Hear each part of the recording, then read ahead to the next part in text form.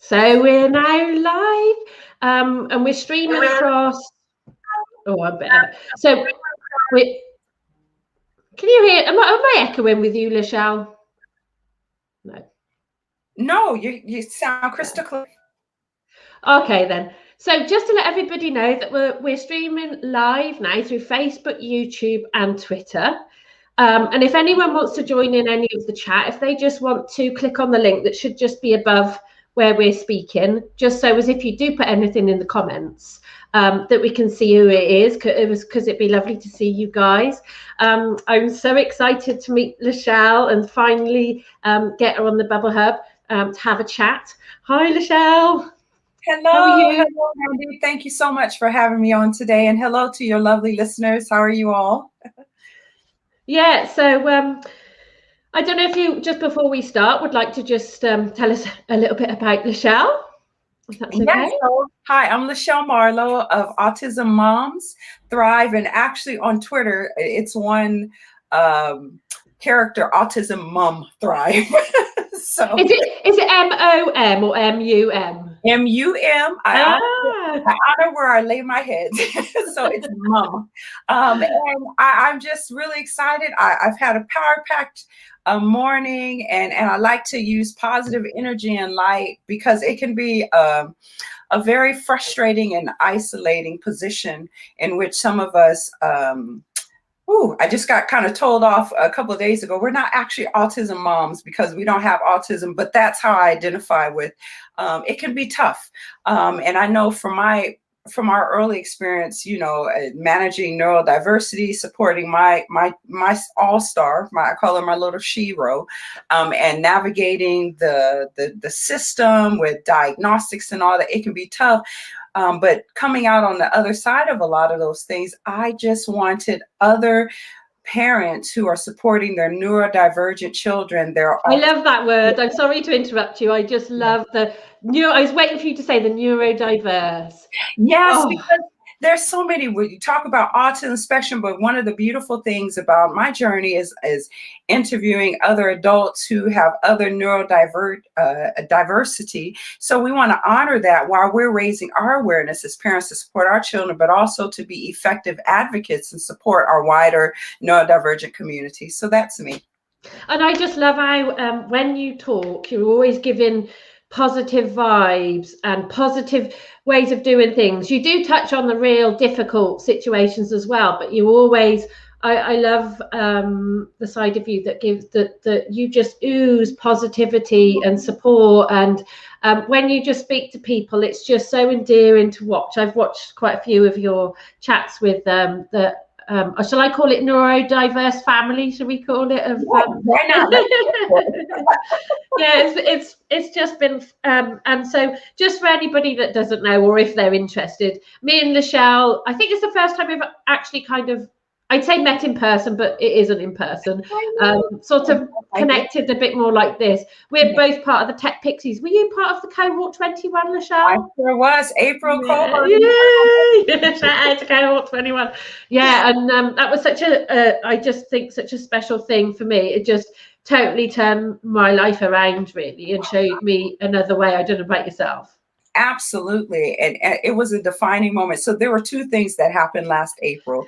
So I embarked on a transformational Tech Pixie journey, as well as massive shout out to Detola Amore and the Super Working Mom. So my faith for me in myself and in the wider humanity and in my higher power, and however that may be, but there's God in us. So my divine feminine, I needed to reconnect with that, and I needed to believe in myself. So a part of our neurodivergent experience is I felt beat up. I felt so isolated, and I felt, although I have neurotypical family and friends who really rose to the fore to support, there are a few people that I've had to say, sorry, you got to go for a number of reasons that we may need to have a part 2 to discuss, but they were not helping to facilitate meeting our needs, and they didn't want to understand. So I chose my family. I chose my daughter over any toxicity. And it just started, but before I could go on my journey to really understand and embrace my daughter's needs, I had to recognize that as a mom, supporting, I felt quite beat up. I felt and I think you need to be around the right people as well, don't you? I don't know about yourself. Listening to what you said, I feel that myself. It's like that feeling of, high five, girl. You've got to find your tribe, and it might not always be in the places that you think. And so I really love hearing how you're really quite defined with making sure that you are around the right people that can help you on your journey, because it's a tricky one to navigate. It is. And in researching a few things in preparation to a homeschooling webinar that I did back in October, I read some very empowering statistics, but some very stark ones. And one of the ones I think I came up with the University of Chicago, and I'm sure there's some here, but that just stood out in my mind, that single moms, it didn't necessarily put a criteria like black, white, but single moms with neurodivergent children are more likely to slip into severe depression. And so just you were single mom yourself, LaShelle? Yes, I am. Yeah. So I kind of resonate with that, because I feel like at least you can have common ground with other people to say you're not alone. And that statistic just set on me. And it's like, how can we understand someone's pain points and meet them at their point of need?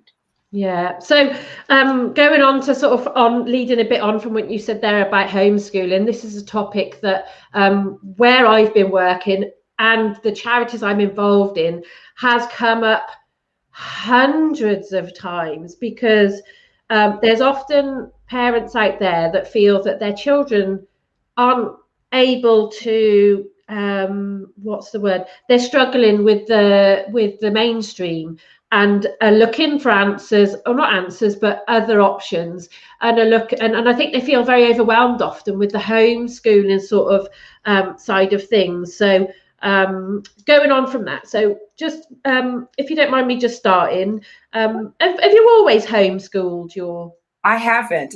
That is a recent phenomenon, literally a month before lockdown happened. So I would say homeschooling kind of happened. It wasn't a planned event at all. Yeah. So I'll just say a shout out. So Bella's come on, and Bella's just said, "Morning, favourite ladies." And Annie's come on, and she's saying morning too. Okay.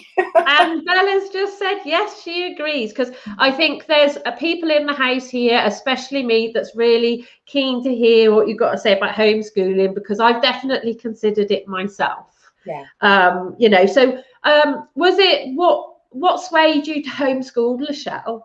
Well, we've had the opportunity, and I try very carefully to utilize my words. I don't like apportioning blame, but we've had mainstream experience, specialist provision, home educating, because some people, there's different schools of thought. And home educating is a life education. I'm not one on labels, but I like to honor people so you can facilitate conversations.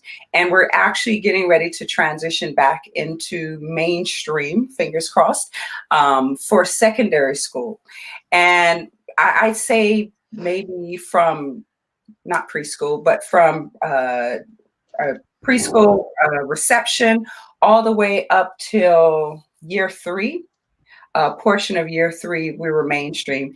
And I have to say, literally from day one, we've always had problems. We've always had a breadth of problems, and different educators and systems having different things in place to support makes the difference.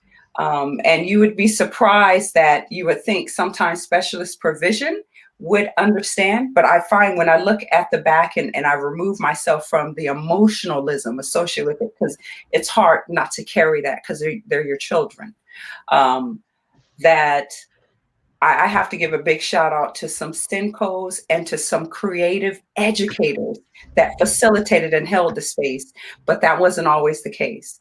And I had to pull my child out with the agreement of some people at the local authority in homeschool because the specialist provision was not meeting her needs. And I think the way things were structured was making things 10 times worse. So I advocated for my child and brought her home, and it has been a tremendous transformation. Because some of what I learned early on in my journey, you've touched on it again. It's just so magic speaking to you. When early on, I learned that you've got to make sure you have the right conversation with the right people. And then again, you are the expert in your child, which I've learned sometimes the hard way. Yeah, and it just to then so I love how you sort of suggested I'll put this in my words, these aren't your words, but I treat it like a meeting where you're trying to get the result for your child and really trying hard to take your emotions out of it. And that's the bit I find hard, but that's the bit I find the most important. I don't know about yourself, to get the result. Well, yeah. So, I mean, I take it from and it's been a long learning journey and putting the child at the center. If we keep the child at the center, and what do we need to do to facilitate these emerging needs? They're not static. They're always evolving. And as long as practitioners and parents and carers and advocates are remembering what is the need, what are the needs of the child? So sometimes it's recognizing that the practitioner might have expertise to inform the conversation, but let's empower everyone's voice at the table to make sure that we remember we're all on the same team. So this child cannot just survive, but to thrive. Yeah, I think Bella's got a little one here for you. What are some of the challenges of homeschooling a child with autism? Okay. Thank you so much, Bella. I love that question. And I think we need to remember, one, it's homeschooling, and two, it's children across the spectrum. So there's not going to be one challenge or one benefit that's going to set it. And then I always think Monday at 2:00, we might have completely different challenges than Tuesday at 11 a.m. So I think the biggest thing approaching anything is remembering that you need to stay flexible, put boundaries in place. So I'll start that with that caveat. For me, because it was unplanned and it was kind of emergency and I was still working, robbing Peter to pay Paul to find childcare. And I think that exacerbated the situation because her anxiety levels and her sensory processing stuff was just through the roof and almost trauma. So I had to get to a place before I could talk about math and, all the other curriculum stuff, I had to be like, we need to look at facilitating getting her anxiety levels down, being able to empower her voice to get some of that stuff out. And we did talking therapies with professionals. We did doing stories and kind of like going through that before I could even really engage. But that was our particular situation. It may be completely different, especially if it's a phased and planned approach. And I say the second biggest challenge is, even though at the time I was working as a learning support assistant, ironically, in a local lovely elementary school, I've never done curriculum development. So I was Googling, I was Khan Academying in, and I was looking at all kinds of things. And I think about a month later, she was ready to start. Okay, I want to start learning. So we sat down and said, what kind of things do you want to learn? And I at that time, I interacted with Julia Black of Lights On Families. And she was saying something so profound and so simple. Find out what excites them. Find out what switches their lights on. And they're more likely to engage with education curriculum. So just having that conversation. And yes, I'm the expert sitting around a room full of expert on my family. With your child and your family, definitely. She's the expert of her experience, her feelings. So I had to humble myself. So I think that's challenge number 3. Recognizing they are your children, but they are a sentient being. They're an individual, and their voices need to be respected and validated. And that was a very humbling process for me. I think that was what we were having challenges around my daughter's school. And I think what swayed me that we'd done the right decision. My daughter's non-verbal, so she communicates just a little bit differently to some, but she definitely communicates what she needs to us. And in lockdown, she started to get quite bored. So when she gets overwhelmed or anything really, she makes like really loud noises. But we definitely see a change when she started to go back to school after COVID. That because I also got to think what's best for our family. But I really have to dig deep. What does Polly want? What does my little girl want? And she was quite clear with what she wanted when she came back from school. She was happy. She showed me she'd enjoy being with her friends. They can do things with her that even if I had a team of 5 around me, I couldn't do. Now I know I don't know about you, probably explain better than me, LaShelle. I don't know. I'm still learning the differences between homeschooling and mainstream, and they're quite big differences, aren't they? They're set up quite different. Yeah, and I have to be honest, we worked with a brilliant Senko team to transition her back into mainstream, but that is my anxiety, because in the past she could be quite vocal, and I love that through watching her model her sense of independence and her voice, I've learned to step up, and be confident and use my voice and my words to articulate my needs and her needs. And so this is an exercise in that, to go from being in a full-time 30 plus class provision with a lot of the sensory overload to 4, then 2 children in a class, to homeschooling and back to a school that has hundreds of students. That is my anxiety. So we're trying to use social stories.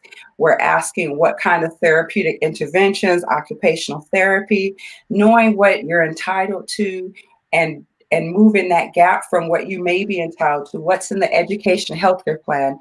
Parents, if you have an education healthcare plan, that is a statutory legal document. You need to understand that, because that's the framework by which you hang conversations with. And then also managing expectations, because sometimes there's a bit of a divide. I don't know why, between the needs that are identified in the education healthcare plan and the local authority having conversations with the educational provision and bridging that gap. And sometimes in some places it happens quickly, some places it does not.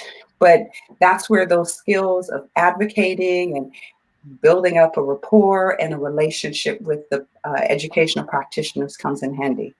I do think it's really important, as I know we all find it a little bit challenging. I'm sure they find it challenging as well, but really trying to keep good open networks between, and I call them my team now, because at the end of the day, we've all got to work together for, like you said, like the child at the center, and then the team around it. So I do value that, you know, like you said, they're experts in their bit. And I'd like to think I'm the expert that oversees all of Polly. I don't know all the specialist stuff that they you know, because you just can't. And you know, my job, I feel now, is to just try and facilitate and get Polly's voice out and try and get her the support that she needs. Yeah, Definitely. I totally agree with that. Thank you, Bella. That's very gracious of you to say. Absolutely. That's funny enough. Now I'm a little cheeky and I'm a little candor, but yes, they have specialists, but I'm a PhD in this family. Yes, I like the PhD. I'm going to use that one. So I've learned there's never any time to be adversarial, because people will shut down. But sometimes you need to establish, and having your facts, knowing, understanding the education healthcare plan, knowing the local provision. So every local authority will have laid out, they have to have laid out what is the local offer, what, just knowing some of those kind of things, empowering, and like you said, network. So I'm a part of a local autism and ADHD group of other moms. And funny enough, for years, so from the day my little one turned 18 months, we knew there was something different. But we didn't have the language, we didn't have the words. And depending on who was in the room. When there's other children, there's some levels of anxiety where you want to perform, you want to engage, you don't know how, and then it kind of goes pear-shaped. So that's something we've been, that's identified as peer groups and all those kind of things, and nurturing groups kind of help. So understanding your children's needs, how that's articulated, education, healthcare plan, what's the local offer, and then challenge and say, hey, we have occupational health needs. These are some of the benefits. Talking to parents, and it's like I've frozen. Okay, gotcha. I'm back. I'm so excited. I love talking about this stuff. I might need to. I've wrote down some amazing information, which it's just gold dust. And what I find is for me, the most support that I've ever got is through other parent carers like yourself, other people. But I'm now realizing that we need different groups of people as well. So as much as I really need to be around people sort of finding my tribe, I think the tribes, many different tribes, I now see the value of really wanting to stay local, although Polly is probably quite unique in our area, probably not the only one, but I do see the value of connecting local and her just being part of the community, and like we've all got something to give. And when people are around her, she's got this aura that she just, it's quite unbelievable, really. People want to be around her. People want to chat to her. And she, this is a little girl that can't really talk, but people are really drawn to her. So it's just nice to think she can grow up with her friends in her area. She's just part of the team, and we're all different. We're all different. We were all unique. And it's just, when she went to the local childminders, was just it brought tears to my eyes. Some of how she's just, once they got over the fact that she was peg fed and she crawled instead of walked, she was just Polly, and they all supported each other together, and it was so lovely. But I also need that group of people that I know that are specialists in the other needs that Polly has, because I just need that support as well from a parent carer peer point of view as well. I don't know if you found that as well, LaShelle. I do. I do. This just takes me back, and I'm really grateful to hear of you and Polly's story, and it actually touches my heart, because for a lot of our experience, it was very painful, and I had to take some very, very tough decisions to let some people go that have to just say, oh, we don't believe in autism. All you need to do is spank her, spank it out of her. And I mean, I'm not a confrontation. I'm a lover, not a fighter. But I was like, oh, okay, you want me to hit my child? Well, let me practice on you, because I just think what you just said is the stupidest thing I've ever heard.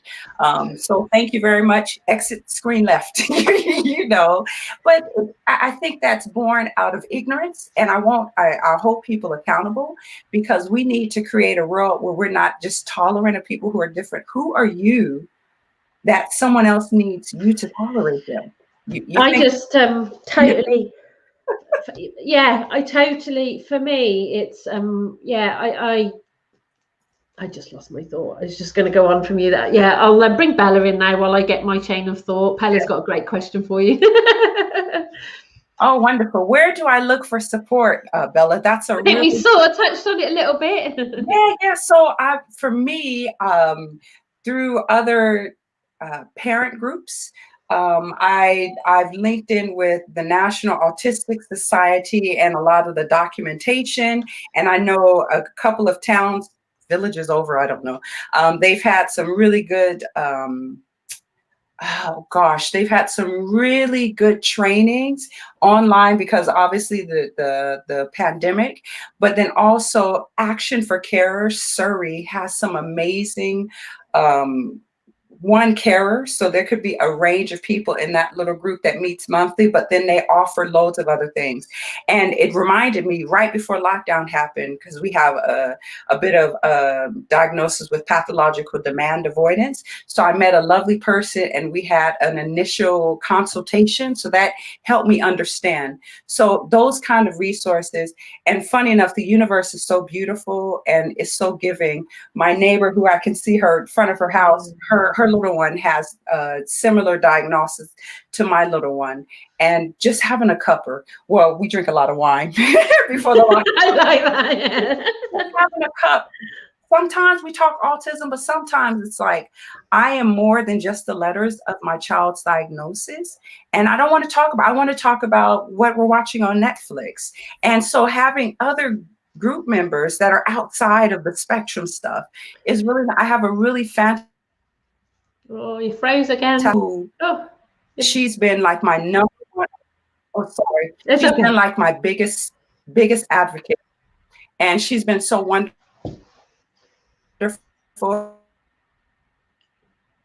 Oh, you're freezing again. Her kids are neurotypical. Oh, I'm so sorry. I don't know what. Don't worry. I think I need to do a rain dance, but no rain. So for me, picking up on what you said having there, different groups and having.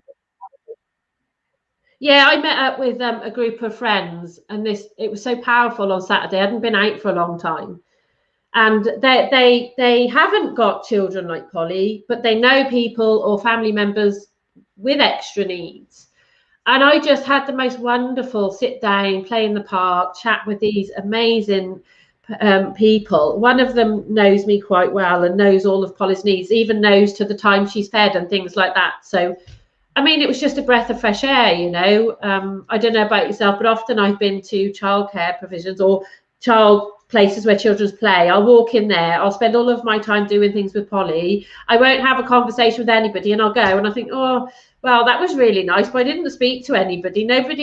Because I was so busy, I couldn't connect with anybody. So it's for me, it's really important. Like you said, let some things go, isn't it? So I remembered what I was thinking about. I'm not a confrontational person, similar to yourself. I find it really hard to stick up for myself, never mind my daughter.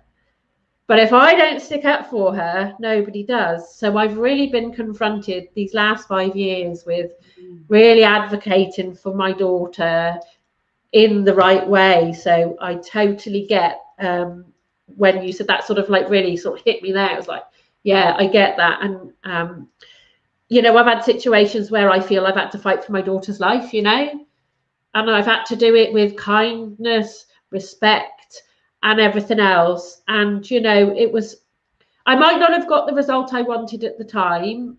I did, luckily enough, but even if I didn't, I'd put my point across that they understood and acknowledged without me getting angry or upset. And I keep going back to that strength. I'm so proud of myself. Wonderful. Because I did it kindly. I had all the doctors and nurses saying, yay, well done you did it, and you just did it so nicely and authentically, and you stood up. I was just like, yeah, you know. And I think this is sometimes what we miss sometimes, because I do feel we go through this bereavement stage, and we take some people take longer than others. I unknowingly wanted to blame somebody. And I think then through some of the support that I got, I realised, and I just woke up one day and I just wanted, she was just a little girl who wanted to be loved, and everything else then didn't matter. I was just going to support her how I wanted. She was a little girl. She didn't care. She didn't care what else was going on. She just wanted to be loved and enjoy her life. She is the strongest person I know. Yeah. And again, I'm so independent. I struggle to ask for help. So that's something I'm working on, because people, like you said, there's people out there that want to help in even just getting together and having your child for 5 minutes, sharing jobs, or, you know, I even thought that there was no value to me other than being a parent carer to my daughter. But now I see that is the most valuable thing. That resonates. All of those feelings coming full circle, the grieving process and recognizing that we do have a part to play, and our experience is so intertwined with that, but we are individuals in and of ourselves, and that takes a journey. and recognition to get to that place. And it is a journey, isn't it? It really is. It's And you very can't miss bits out. Yeah. It is a process, and I think most of us go through it. I think Bella's got something else again for us here. The support from other mums and carers is so crucial to me and my mental health and well-being. Love it. Oh, that's really lovely, Bella. So true. What is your little girl's biggest dream? Now, we're not sure if she's. I think that's you for you, LaShelle. Do you know, that's so funny? I was just in an amazing Clubhouse room. I happened to look at my phone at like 4 o'clock in the morning from people in the States, and they were talking about dreams, and it inspired me. And my little one, she keeps talking over and over again. She wants to own and run a farm. Oh. We are such city girls. It is unparalleled. But she keeps, and I've learned when my little one speaks something, things happen in the universe, and she focuses in on something with crystal clear precision. And she said, and like we go on a walk, we pass 3 or 4 bushes. She goes back to, Mom, this is the farm, but not just for the sake of it. So she's talking about like social conservation and how can we grow crops to, sustainable crops. And I'm looking like, oh my goodness. So I'm like, we just need to leverage that dream and make it happen. Just need to get a farm. And I don't know why, but cows scare me. Oh. Have you ever walked in a field with loose cows? This is their position. They're big. But she wants a farm, and we're going to make it happen. She could come and visit bless her, the dad's farm in the sun. Be honored. So in between mommy milking the cows, you and her be on the piano and the guitar playing. Yeah, we'd be letting Bella go off and do all that stuff, and we could have a glass of wine. That's better. So I know you've got to go, LaShelle, but one more thing. Anyone that's thinking of homeschooling, is there any advice that you would give them? Yes. So I think it would depend on if it was an emergency situation or if it was planned. So from our particular experience, there are a number of things that come out. So if you're thinking about a planned process, so let's err on the side of appreciation, and you have the time to organize. If your child is and it also depends on the setting. If your child is in mainstream and you're thinking about bringing them home for whatever reasons, your family dynamic, I believe if they don't have an education and healthcare plan, you could notify the local authority and say, hey, we're going to bring them home and all that stuff. And then, of course, go to gov.co.uk, because they'll be able to have the latest governmental guidance. In our case, because my child had an education and healthcare plan, it had to be a part of a conversation. Not so much that you're asking permission, but it's all about the needs of the child and safeguarding the child as well, and making sure wherever their provision is, they're looked after and they're getting what they need. So it was a part of a conversation. And then also there's an interesting word, elective home learning. So I don't know if I like that. In our situation, we were given this term, and I pushed back. I said, it's not elective. We're fighting for our lives. My child is not doing well, and it's scary, and it's inducing trauma. So we're not electing, but I want her home so she can feel safe, so we can start her healing process. So start with that gov.co.uk, go on there, find out about what are your rules, your rights, and your responsibilities, and then have conversations.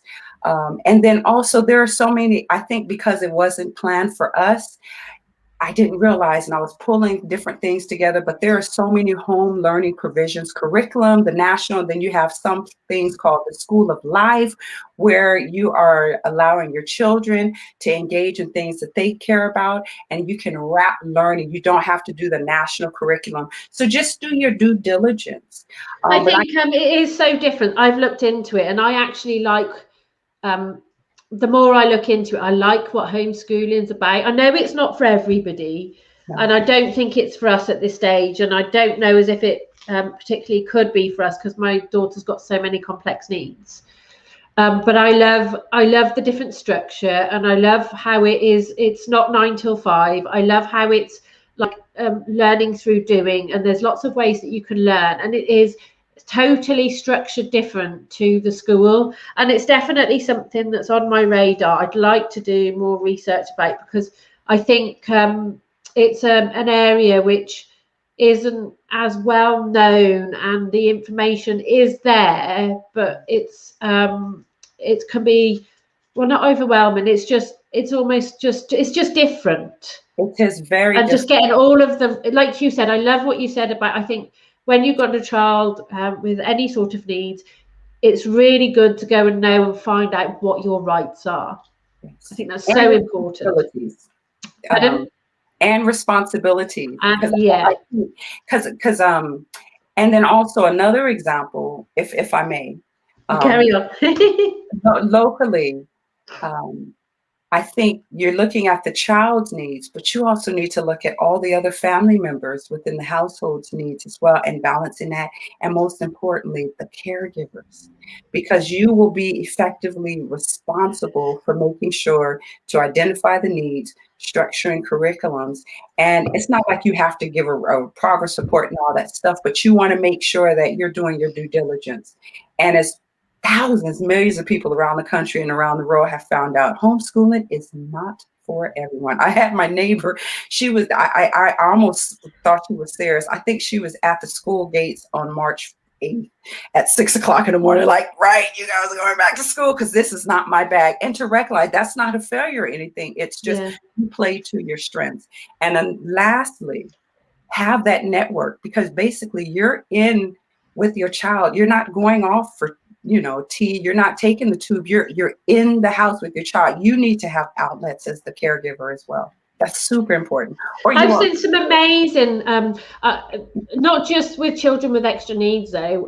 In the previous job I did hairdressing, I see lots of homeschool children for many different reasons, and I see them thrive, and it benefit them in ways that you wouldn't believe, and they